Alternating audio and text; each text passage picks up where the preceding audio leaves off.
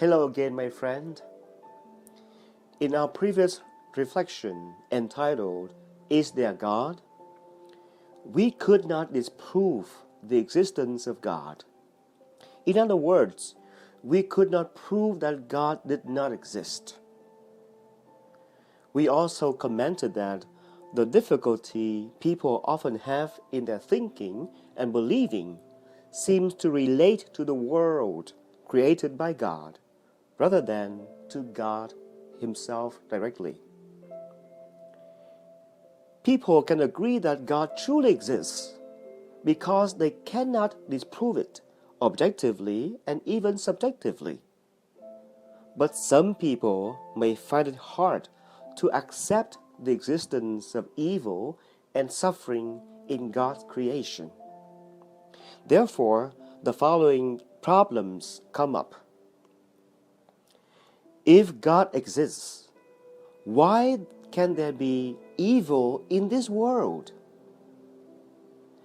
God is the creator. Perhaps He also created evil? If we say that God did not create evil, then perhaps God is not powerful enough to control it. But if we say God is more powerful than evil, and yet evil still exists in the world, then perhaps God is not truly good. My friend, you may have thought about these questions and try to find an answer. I'd like to invite you to review them a little bit, and hopefully there will be some interesting discoveries for us. Before we look at each of them, I have two quick observations to make. First, the question about evil and suffering is a very old one. Buddha himself commented that life was suffering. Or if we look at the Bible, which is a library of different books with different genre for different purposes, we will notice the following interesting detail. The book that is considered written earliest is the book of Job. The figure of Job is like an archetype that the Old Testament attempts to present for those who suffer terribly in this world. Perhaps it is hard to find anyone who could exceed Job in suffering. He did suffer a lot and terribly. This book of Job addresses some aspects we are discussing. For example, why do bad things happen to good people? And why do good things happen to bad people? Etc. Second observation. We will not be able to thoroughly analyze the topic on evil and suffering within some minutes we have here together, because it is very complicated. In order to treat this topic even briefly, I myself would need at least one day. Well, let's do what we can anyway, my friend. Hopefully, our analysis here may be a start for further reflection and discussion. Now, let us look at the first question. God is the creator of heaven and earth. Did He also create evil? How do you think?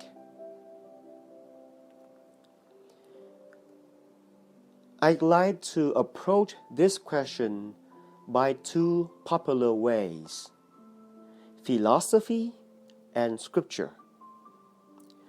We will reach a conclusion at the end of our analysis.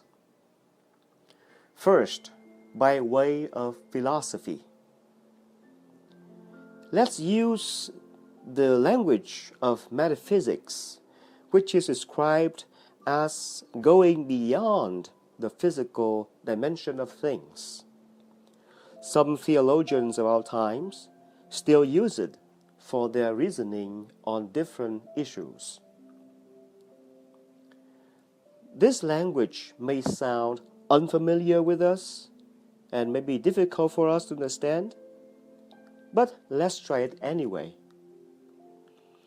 There are two important concepts distinguished in metaphysics: the concept of being and the concept of lack of being, or privation of being, or absence of being. Being is that which is complete and has three basic characteristics. One, good and true, in Latin, unum bonum verum. Some examples of being would be light, health, angel, human, dog, cat, pine tree, apple tree, etc. On the contrary, that which does not have these characteristics is considered lack or privation or absence of being. Let's take some examples. A. Darkness is the lack of light. By itself, darkness is not something, but rather is a lack of something, an absence of something, which is light here. B. Sickness is the lack of health. It is the absence of health that is needed for life. So, in the same logic, evil is considered a lack or absence of truth, goodness, and beauty. So, it is not complete or perfect. At this point, we can say that God, who is perfect and who acts perfectly, only creates beings. In other words, God only creates things with their perfect state or condition, which signifies completeness and goodness. God does not create things in an incomplete and bad state, because this would mean God's act of creating is not perfect. But evil in itself lacks goodness and completeness. Therefore, it is not a being, and hence it cannot be a work of God's creating act. In brief, God does not create any evil.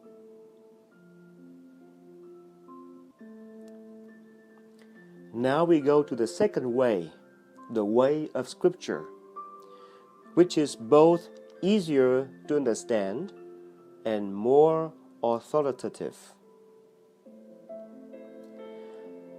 The very first pages of the Bible write very clearly that God saw everything He made very good. Not only good, but very good. We can see some sentences, some verses in Genesis chapter 1. For example, verse 4, 10, 12, 18, 21, 25, 31. Or number 385 in the Catechism of the Catholic Church. The original creation of God is said to be without evil. Furthermore, Christian theology throughout centuries has even affirmed that God cannot create evil. Well, why not? Because God is love, as St. John the Evangelist summarizes in his first letter, chapter 4, verse 8. True love excludes evil in every form. God's nature is love itself, and He never contradicts His nature. Never. Therefore, evil cannot come from God. At this moment, we can reach a conclusion. God does not create evil at all. So the next question to be answered is, if God does not create evil, then what is its origin?